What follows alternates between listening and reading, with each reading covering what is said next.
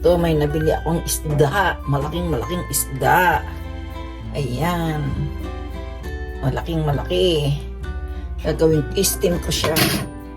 Alam mo, masarap to steam. Ito ang fish. I-steam natin sa microwave.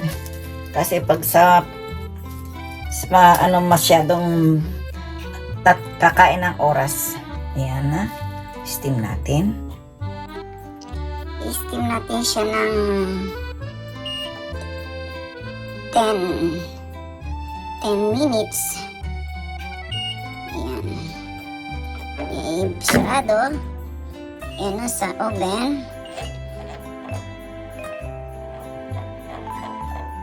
10 minutes. Ayan. Start.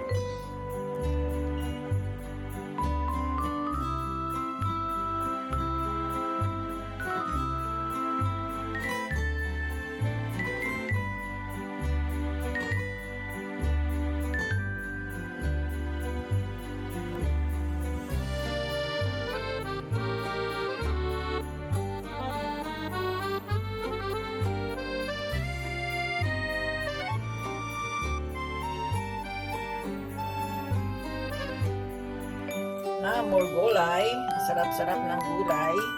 Ito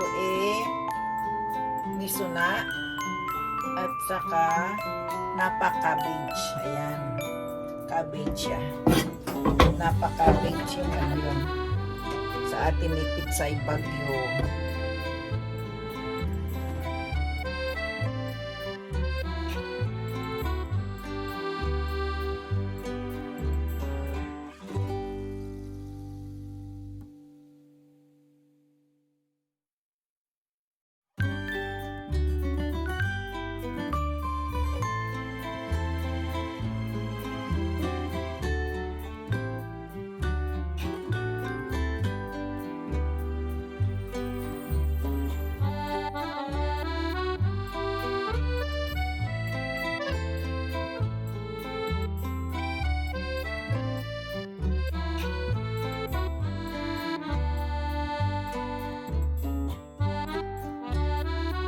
Na ang ating pang shabu-shabu. Shabu-shabu. Papakulo na tayo dito ng tubig para mabilis. Tapos yung ating shiitake, maglalagay na. Magpakulo ng tubig. Ang ating shiitake mushroom ay ating ilalagay.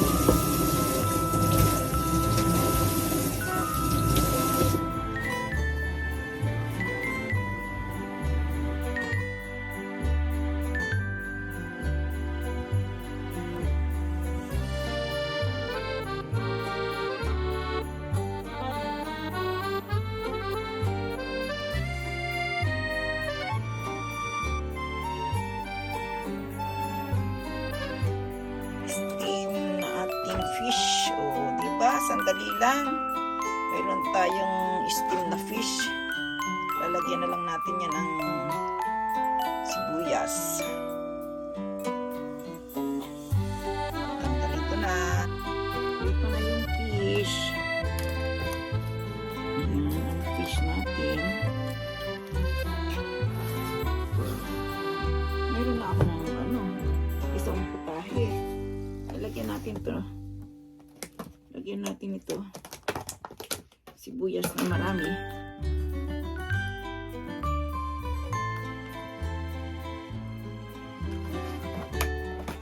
Ayan.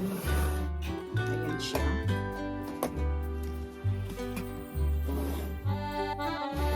Ayan. Ayan na ang fish.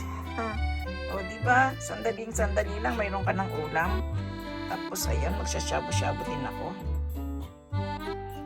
Kaya doble ang ulam ko. Pero ito hanggang bukas na. Ubusan natin ito, pampalasa. Ayan.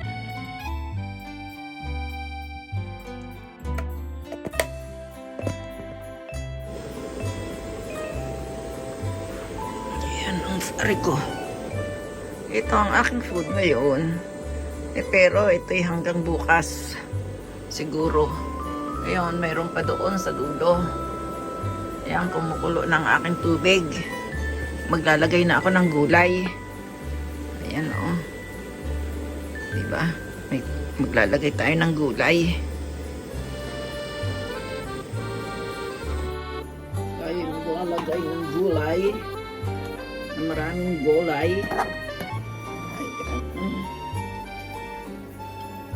Ito matitigas muna. Kailangan nyo matitigas muna. Kinakamay ko na. Kasi ako lang naman ang kakain. Ayan.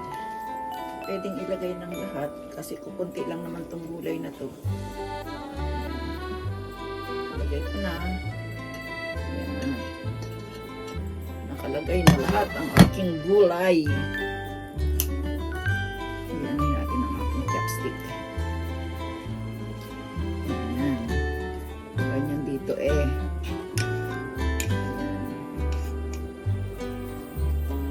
Kukunti kasi yung gulay. Pero ang tamang proseso nito, pakunti-kunti lang ang lagay. Ayan, tapan ulit muna natin.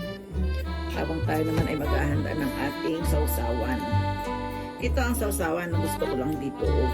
Tapos dadagdagan ko ito ng kunting kalamansi. O kaya kunting lemon. Kung anong merong available. Yun na yun.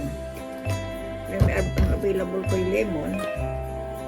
Lalagyan ko siya ng kunting lemon. Para umasim pa ng kunti. Kasi gusto ko maasim eh. Ito. Lalagyan ko siya nito. Spicy. Yan. May spicy siya para masarap. Pero hindi siya masyadong manghang. Saka kunting sesame seeds. Saka sibuyas. Saan yung sibuyas ko? Ito.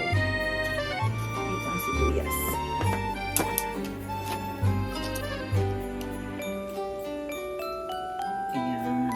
Pagka ganitong tag-init, taglamig na, ganito ang mga pagkain dito. Hindi ako nasasawa nitong kainin. Ayan. Kain muna tayo guys. Wait lang.